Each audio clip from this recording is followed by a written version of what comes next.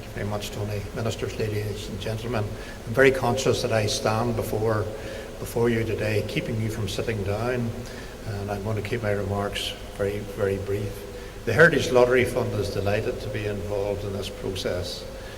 We have, over the last 16 years, invested £150 million in the heritage of Northern Ireland, and that covers a huge range of heritage projects, from this magnificent museum to the Giant's Causeway Visitor Centre, which will be opening in a few months' time, to many small projects which help local communities celebrate the things that are valuable to them. We have tended to use a quite broad definition of heritage as the things that people value and want to preserve. But when you try to apply that to the decade of anniversaries that we're dealing with now, not everyone values each of those anniversaries in the same way or with the same enthusiasm. As we've known from our history of the last 4 decades, our anniversaries have a huge potential to be divisive and destructive. So a couple of years ago, the Community Relations Council and the Heritage Lottery Fund decided to see if we could devise a more sensitive approach to these issues and try and find a way in which we could, in their different funding streams, support sensible projects. And about a year ago, we held a conference at Belfast City Hall, which was fully booked out. Indeed, we were turning people away at the end. And it was a very lively conference. And at the end of that conference, I tried very bravely but foolishly to suggest some simple principles that might guide our approach to the decades of anniversaries.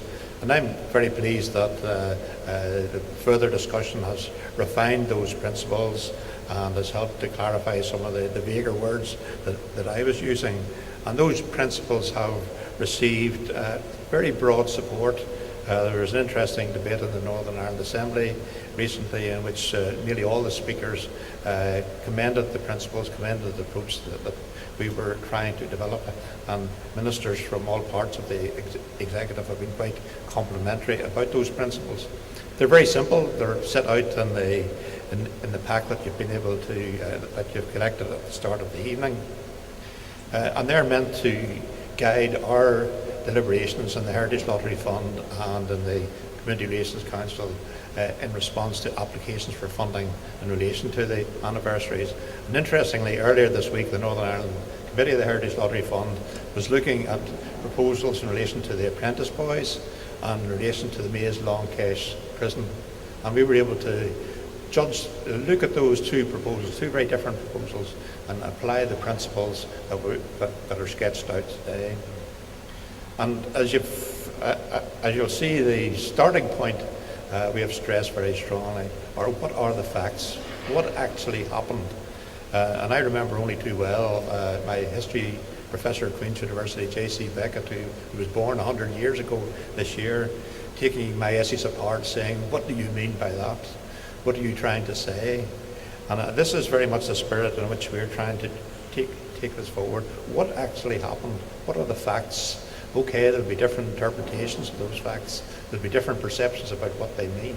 But let's at least try and start with a better understanding of the facts and the complexities of the situation, the complexities of the events that we're celebrating.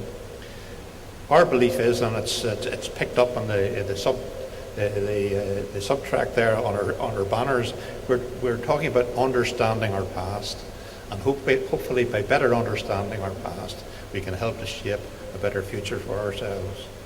And hence this series of lectures over the next 2 months with our most eminent historians and academics dealing with different aspects of that decade of anniversaries. And I'm very happy to stand here this evening to help launch that series of events and to allow you to go and sit down in the lecture theatre. Thank you very much.